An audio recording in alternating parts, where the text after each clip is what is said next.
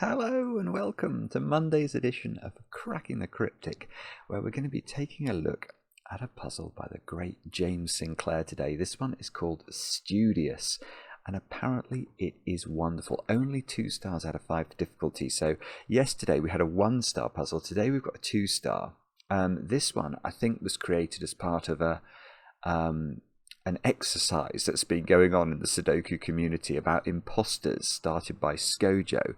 And we are getting so many recommendations to try puzzles from that whole situation. So I think over the coming days you may see more puzzles from Skojo's prompt. But this one's by James. I found it on Logic Masters. Let me show you some of the comments, which are just super fun. Totally agree with Viking Prime, says Nunk. And Viking Prime says something like, contender for smoothest solve path of all time. George the Toad says, excellent setting. Playmaker 6174, a great pleasure. Incredibly well set, says Sudoku. So I think we're in for a treat. James is such a consistent setter, really brilliant. And I think I'm right in saying does a weekly newsletter. Artisanal Sudoku. Check that out if you enjoy this puzzle, because there's loads more over there. And I'll read you the rules of this in a moment or two's time. Now, what else can I tell you about today? Well, the big news, and it is quite big news from our perspective, is that we are streaming a game tonight. Can I show? Yeah, here we go. We're streaming a game called Rita. Now, some of you have been asking, is this game out? No, it's not out, but there's how can we describe it? A preview out or something. There's and that's what we're going to be playing through tonight. And I'm hoping, because I've been told that the creators of the game have actually put a special Cracking the Cryptic puzzle or two in this. So that sounds quite exciting, doesn't it? It looks a bit like Mario, but with puzzles. So I think it looks really good fun. So we'd love to have your company if you're free. 10 p.m. UK time. I'll try and remember to put a link on the screen. Other than that, what else have we got going on? Over on Patreon, we've got Blobz's Back to the Future themed Sudoku hunt, so do check that out. Literally thousands of you have been trying that. We're going to be putting up my videos of Saber's Listener soon. I've been doing battle with that over the last few days. Yeah, battle is the correct word. I've just noticed there's sort of an arrow in this grid, isn't there? I'm trying to work out why it's called Studious. I have no idea. But what else? I've got some birthdays to do. Let me look at my list of birthdays. Anita, your fiancé, Radoslav. Is it Radoslav or Radoslav? I'm not sure, but your fiancé, hopefully you will know, Anita, who your fiancé is, wrote to us and actually expressed this really rather in a lovely way. Radoslav's email said, thank you for the joy that we bring to the most important person in his life. So, Anita, well, I'm delighted if we do bring you joy. I hope you have an absolutely brilliant birthday today, and I hope that the chocolate cake is suitably well iced. Next, we'll go to Cleveland, Tennessee, where Cheyenne, it's your birthday today, and I know this because your dad Greg wrote to us, and much as Radoslav wrote, just the most lovely message. I now know, Cheyenne, that you are a neonatal intensive care nurse with 3 beautiful children. And your dad said that you are the strongest person he's ever met in his life. And although you live hundreds of miles away from one another, he thinks about you every day and loves you dearly. So I hope that is a nice message to hear. And Cheyenne, thank you for watching the channel. I hope the chocolate cake today is good. And then finally, Kayla. Kayla, you've turned 26 today. And I know this because your husband Michael wrote to us, telling us that you watch every day and could we wish you a happy birthday. Of course we can. And I hope, Kayla, that today is a great day and that the chocolate cake is brilliant.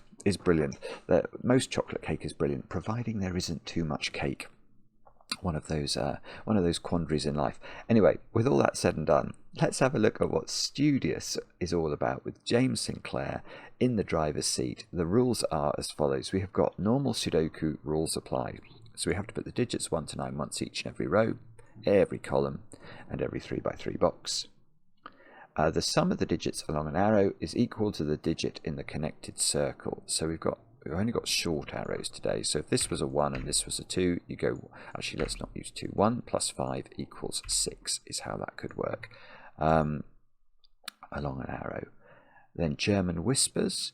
Along green lines, digits differ from their neighbours by at least 5. Okay, so adjacent digits along green lines have to be at least 5 apart. So if this was a 1, this would have to be at least a 6 in order to be sufficiently different from 1. So it could be 1, 7, 8 or 9. And then if this was 9, this could be 2, 3 or 4 to be 5 different at least from 9. By the way, there is a lot, it's very windy here in the UK today. And my window keeps rattling, so apologies if there's a bit of noise in the background. Hopefully there'll be less noise than there was yesterday when I got interrupted twice during the solve, which is unprecedented just about. Oh, okay, there's only one more rule. Renban lines, purple lines, consist of a non-repeating set of consecutive digits in any order.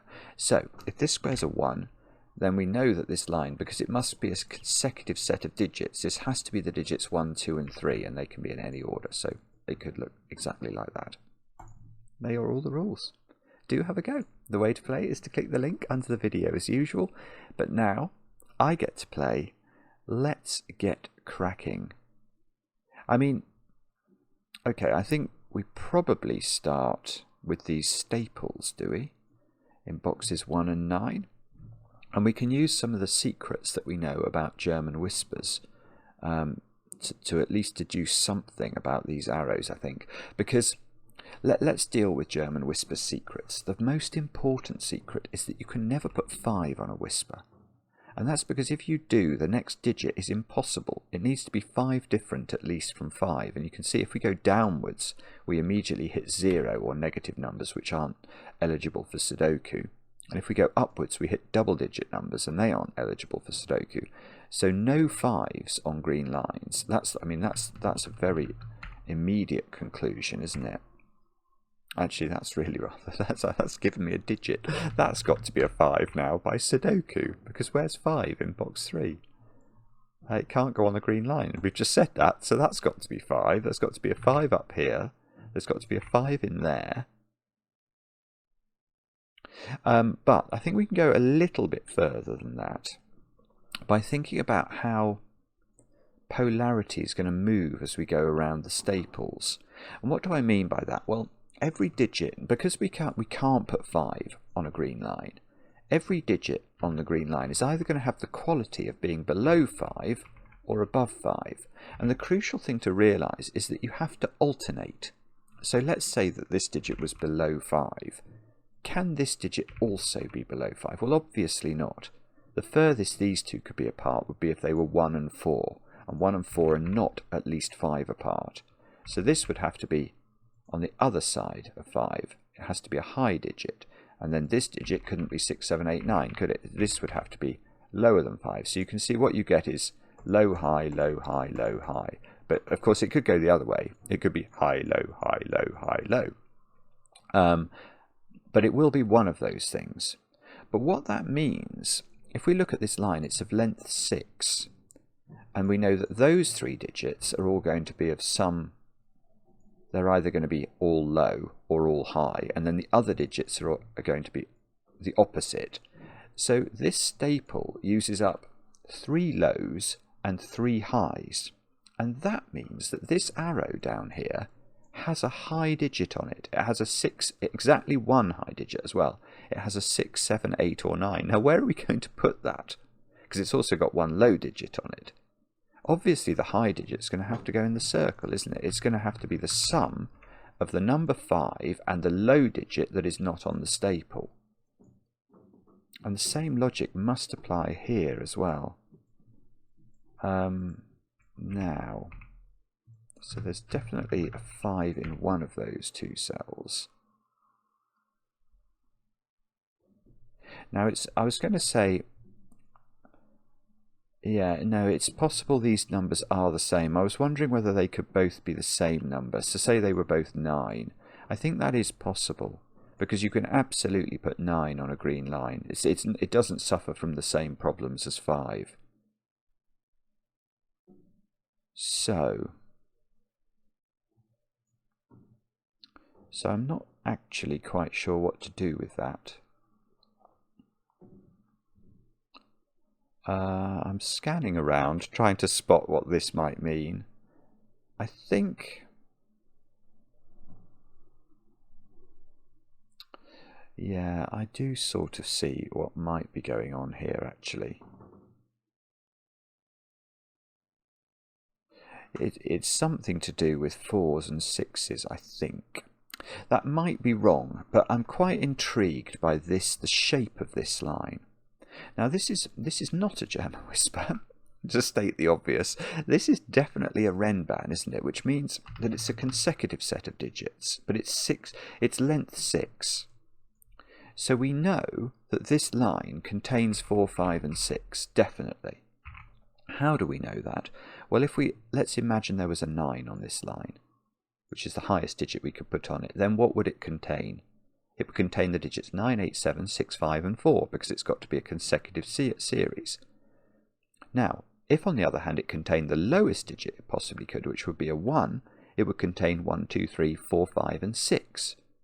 So whether it's got the lowest possible digit or the highest possible digit, it's always got 4, 5, and 6 on it. Now, why is that intriguing me? And the answer to that is something we haven't really talked about.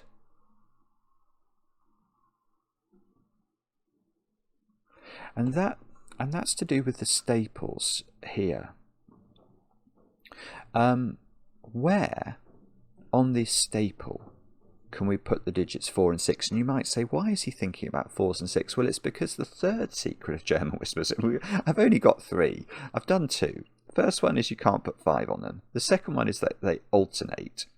The third one is that 4 and 6, you have to be very careful with them on green lines, because they only have one possible neighbour. So for example, if this cell was a 4, then the only possible neighbour to a 4 on a German whispers line is 9. It's the only digit that's at least 5 different from it. The same is true of 6. So what you'd get is double 1. If this was 4, you get double 9. That's obviously not going to work. So these cells here cannot contain 4, 5, and 6. Those cells cannot contain 4, 5, and 6. Now,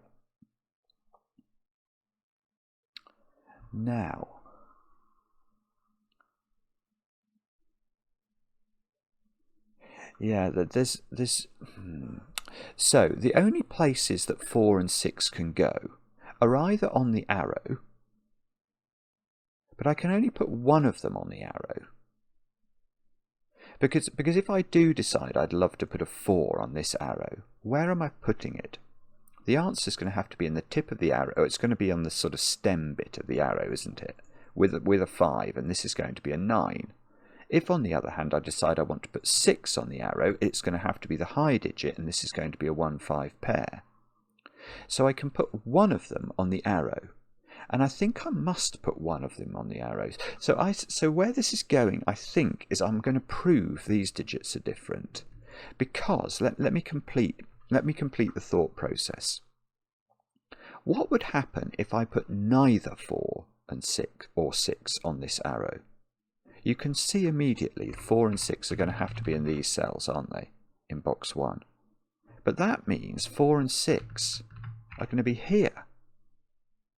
On this Renban. And that won't work. Because where am I putting them in this box? I can put one of them on the arrow. It's exactly the same logic we've just been discussing in box 1. So I could put one of them, well, I mean, the 6 just couldn't go. So that there would be nowhere to put 6 here, because the 6 would be up here. In fact, so what's going on? Something's going on with 6 then, isn't it? You just can't put 6 there. Maybe that's the point. Oh, this is weird. Yeah, because what would happen if 6 was in any of those 3 cells? Where would we put 6 in this box? It cannot go on the staple anymore. It cannot go in the circle. And it definitely can't go on the arrow, because then that would mean that this was adding up to 11. So there is a... Yeah. So I was going to start by saying that. All right. So hang on. I've now got myself into a pickle. I've got myself into a pickle. So let's recapitulate where we were. What we've definitely proved is that you can't put these two extreme digits on the tips of the staple. Although actually, hang on, I hadn't appreciated this. The geometry of the grid is a little bit different. Yeah, the arrows are different. Yeah, imagine this was 4, 6 on the other hand. Well, can't type at all. If that's 4, 6, then this is 4, 6. Then I could put 6 on here. That would work because 6 could be in the tip, but I couldn't put 4 in the box. That wouldn't work. So, yeah. So, where are we ending up here? I think the first thing we're saying, and this was the original thing I was sort of, I felt was correct, but actually is correct, is that neither of the tuning fork tips contain 4 and 6, which means that because we can only put one of 4 and 6 in the arrows, each of these arrows it's either got a 4 on it, which is going to mean it's going to be 4, 5 and 9 in the circle, or it's going to have a 6 on it, in which case it's going to be 6 in the circle and 1 and 5 summing to it, because we know 5 is on the arrow. And that's the case for both arrows. 1, 4, 5, definite 5 on the arrow, and 6 or 9 into the circle. But then we're going to have a different one of 4 and 6 into the tip of the tuning fork, and where we now know which way round this goes because we spot. Oh my goodness, that's an exciting button I must have pressed on my computer. Because we've worked out that in this box it's actually not possible for 6 to be in any of these cells at the tip of the tuning fork, because that would put 6 down here and leave nowhere for 6 in box 9. So what this means is that 6 in box 9, yeah, I mean we can sort of see it. 6 in box 9 is in one of those, so 6 is not here, so 6 is vertical in this Renban. So 6 has to be here in box 1. This is lovely. It's really clever. So this is a 1-5 pair. But now we have to place 4 in this box. 4 can never go in the yellow cell. So 4 goes here. 4's now in the bottom bit of this Renban. So it's really the clever thing about this. 4 now has to be on the tip of this arrow because it can't go in the yellow cells. So this arrow adds up to 9. And we reach this equilibrium. Yeah, it's beautiful, isn't it? So there's a load of coordination provided by this 6-cell Renban between boxes 1 and 9. And the way the arrows work, which is, yeah, they're definitely organised differently. The circles are in different positions, sort of vis-a-vis this Renban. So it has a different effect on both. But now, because 6 is in the tip of this tuning fork, 1 is in one of those cells. Because 4 is in the tip of this tuning fork, 9 is in one of these cells.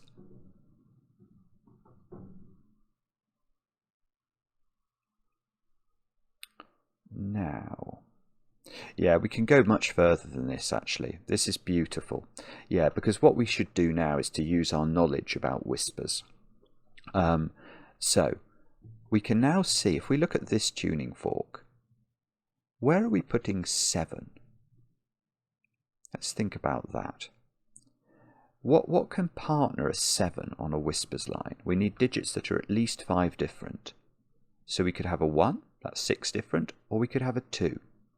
Those are the two possibilities. But we're either going to have a 6-1 here, or we're going to have a 6-1 here. So, actually, maybe I'm wrong. I'm not wrong. I'm not wrong. Because 7 can only go in a sort of alternating parity position. So if this was 7, This would have to be a 1-2 pair. That clearly won't work, will it? So 7 is going to be next to 1, and it's going to be in one of those cells, therefore. So it's either going to go 6, 1, 7 or 6, 1, 7. And the 7 on the other side of it is going to have a 2. So this becomes a 2, 7 pair, which means 2 is not on this arrow. So it's going to go 6, 1, 7, 6, 1, 7, 2, in fact. Yes, so where's 3 in this box is a good question now. Because again, if it say it was 6, 1, 7, 2, this is going to have to be 3 because we're going to oscillate polarity. So in fact, these two squares are a 3, 6 pair. These two squares are a 1, 8 pair. And that box is sort of, it's been completely divided into dominoes. Each domino adds up to 9 for what that's worth, which may be nothing, but it's something I've noticed. Now, we ought to be able to do the same thing here, I think, by considering the digit 3, because we know that 4 is in one of these. So the low digits are either in this configuration or this configuration. We have to put 3 on the line, and because it's not going to be in a tip, because 4 is the tipped low digit, 3 is going to have to be next to 8 and 9. So it has the same sort of role that 7 does. 7 can only be next to 1 and 2 on whispers. And that means that these two squares are going to be 3 and 8, exactly the same way as that these are 2 and 7. So let's say it went 4, 9, 3, 8. This is obviously going to be 7 then, so this becomes a 4, 7 pair. This becomes a 2, 9 pair. And these dominoes all add up to 11, look. 4, 7, 2, 9, 3, 8. But it doesn't quite work with this because these two add up to 6, but I suppose the 6 and the 5 will add up to 11. Oh no, I was going to say, but that means we don't know, do we, what this is? We don't know whether it has got 7 on it. If it had 7 on it, I could see that would be down here. Same with 3. It's probably got 3 and 7 on it, but it doesn't have to.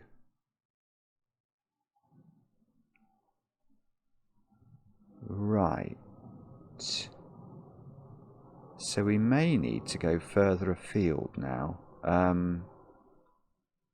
I say that with trepidation because it probably means I've got some Sudoku that I've not done. I can't actually see how to do Sudoku though.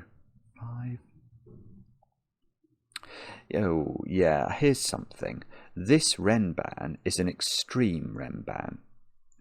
What do I mean by that? Well, I mean, it hasn't got 5 on it, look. We've got a pencil mark 5 here and a pencil mark 5 here. And it's a length 4 Renban. So this is either the digits 1, 2, 3, 4, or it's the digits 6, 7, 8, 9.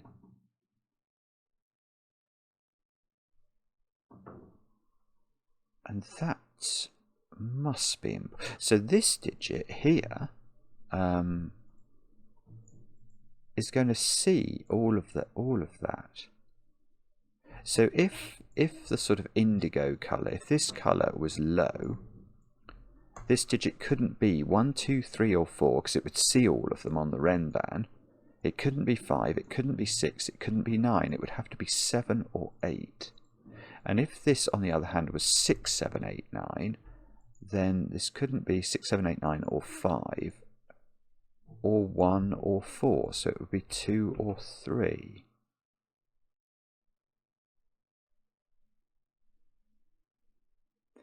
Okay. So that's not quite doing it, is it? It feels really... It feels very interesting to me that is, you know, your spider senses are sort of ringing and going, ah, what does that actually mean? I think it's going to... Well...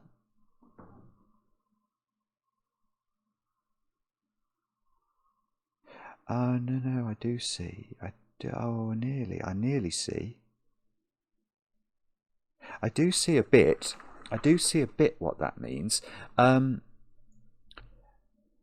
Yeah, 4s and 6s again are very constrained in this box, because it doesn't matter.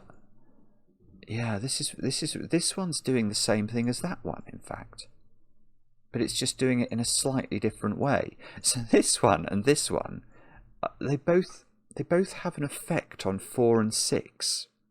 Because, let me explain, I do definitely know that this magenta line either contains 4 or 6. It definitely contains one of them.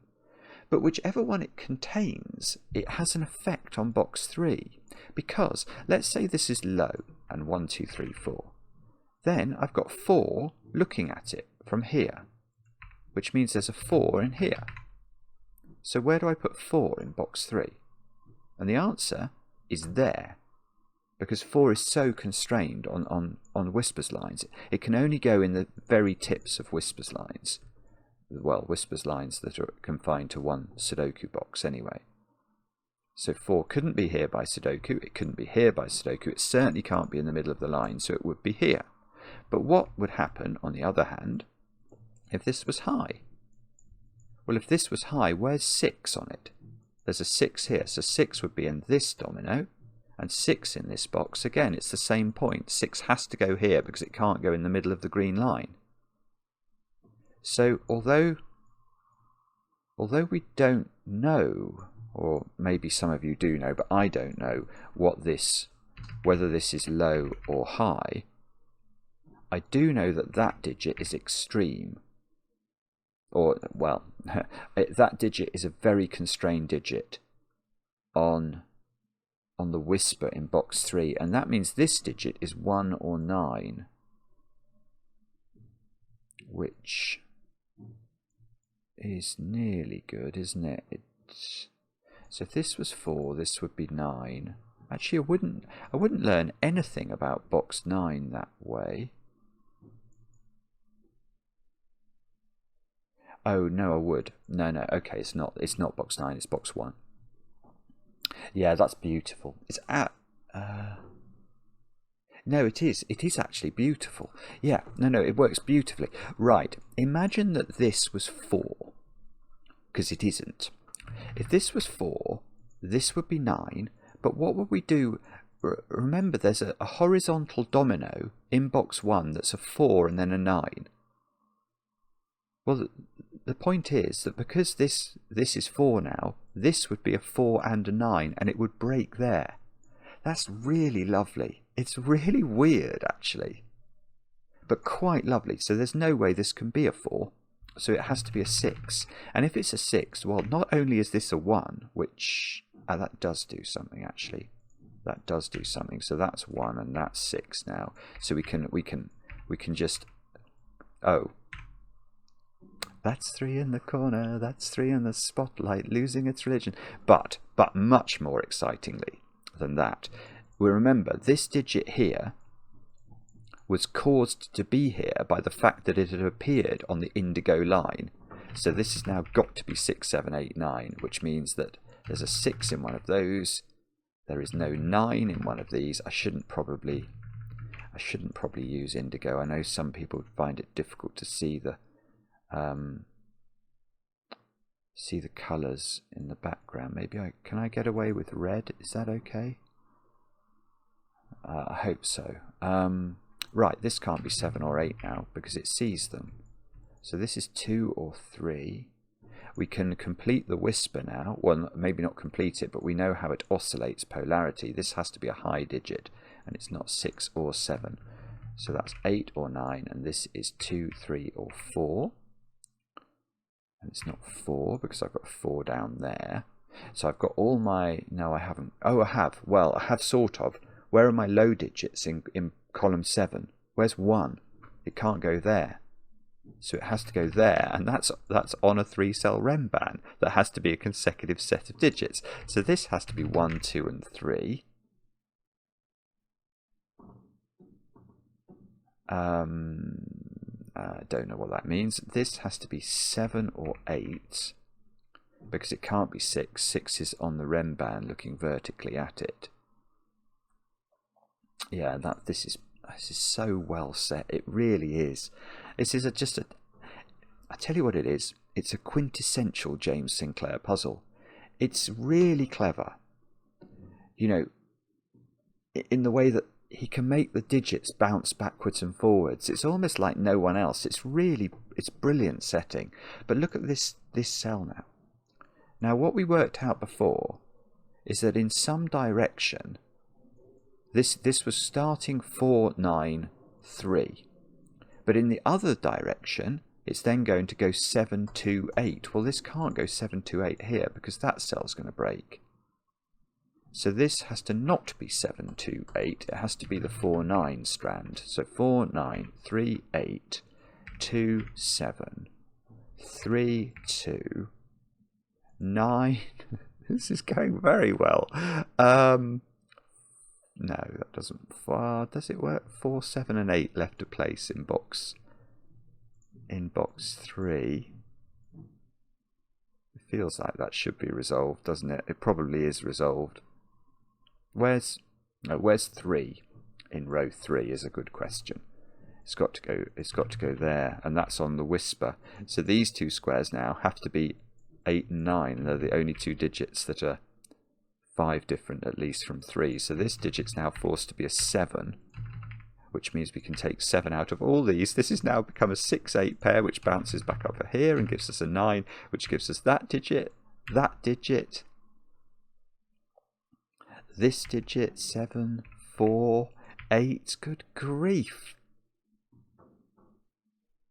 These squares are 2, 3, 4 now by Sudoku. So these are 1, no. They're 5, 7, 9. I was about to get my Sudoku wrong, which is never going to help you solve the puzzle. Now, that digit sees 2 and 3, because these two are different, remember. So that's got to be 4. These two are the same. And I don't know what to do with that, but those seem to be a 1, 2 pair by Sudoku. And these are 4, 5. Oh, they're 4, 5, 6. They're sort of the middle entropy digits. And this circle now in box 5 is not a high digit. It's not 7, 8, or 9. Okay, but how low could it be? It can't actually be as low. I was thinking, could it be 3, 1, 2? I don't think it can be, because one of those digits in column 4 is at least, well, it's actually, no, actually it's at least a 4, because it can't. Oh, hang on, there's a 1, 2 as well here. This is, yeah, the minimum these digits could be would be 1, 4, 5. Because that's true. Because we can only include 1 of 1 and 2. We cannot include 3 at all. So at least one of those is at least as high as a 5, but can't be as high as 7, 8, or 9. So there must be a 5 on here, and this must be a 6, I think.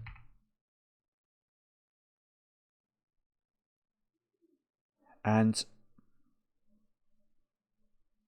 oh, that's, yeah. So what's this arrow adding up to? It's adding up to 6 without using 2. So this has got to be a 1, 5. Now this vertical one can't be a 1, 5, so that's got to be a 2, 4, and I can do the order. So that's 4, that's 2, that's 1, that's 2. And this is 1, this is 5. By dint of Sudoku of all things. This is 3, so that's 2, that's 3. We looked at that before. 9 has to be here in column 4 now by Sudoku, using the 9 that we've got in row 9, column 7. Oh, that's huge. Right, where's 9 in box 7? And the answer is there, on the Renban. So this Renban, we might as well put the options in for it now, because now it's got 9 on it. It's got, the other digits have got to be 8, 7, 6, 5, and 4. And these two can't be 4 or 7 by Sudoku. And those ones can't be 6. Whoa, 6. This one can't be 4 or 5. that digit's a 6 by Sudoku. In the column it sees 4 and 5. This digit is 7 or 8 by Sudoku.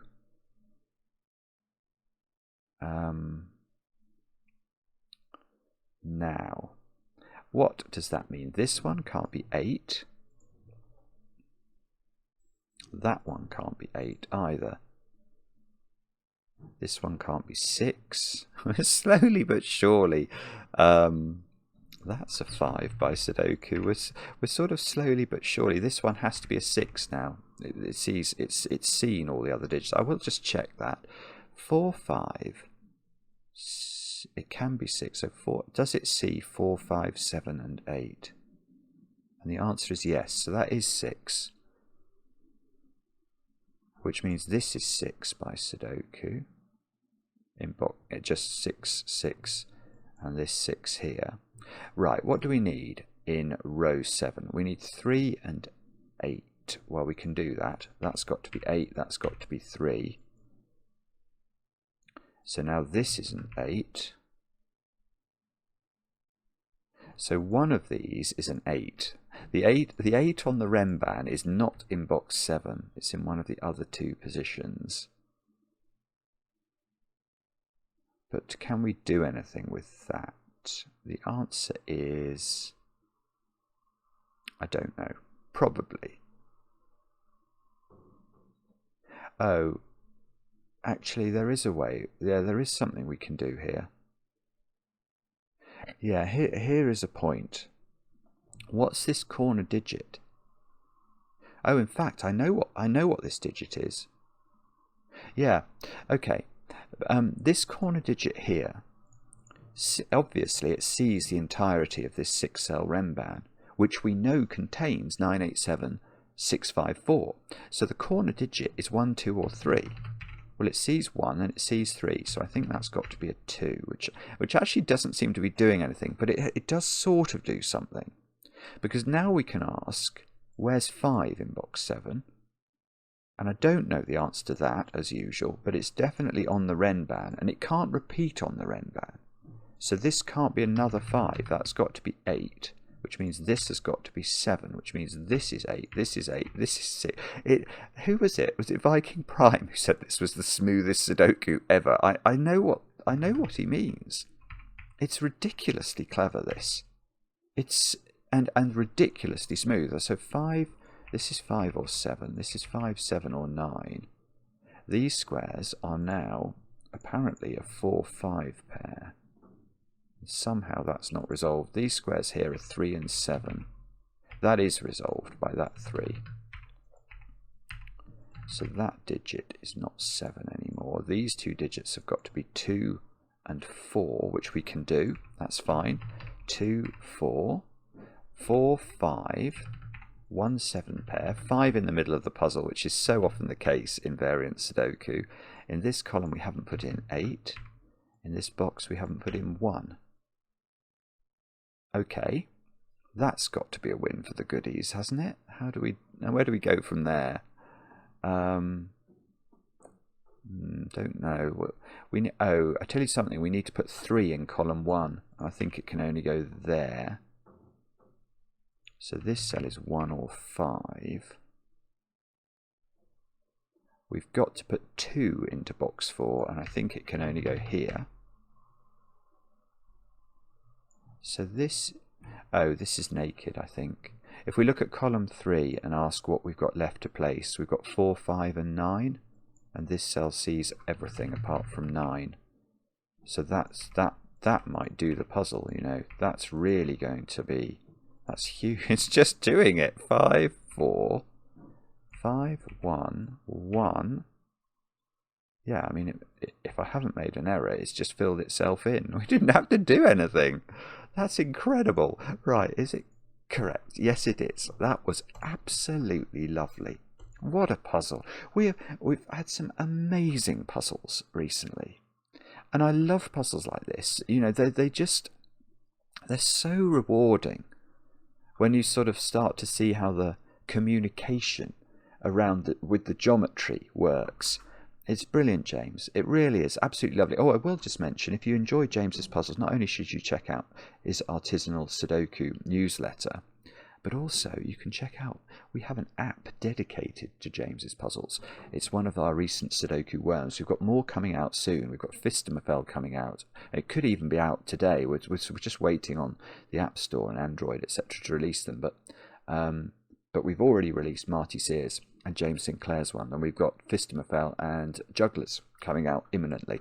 But if you enjoy this puzzle, check out the worm. You'll enjoy that too. Anyway, let me know in the comments how you got on. I enjoy the comments, especially when they're kind, and hopefully we'll see some of you for our streaming later. Bye for now.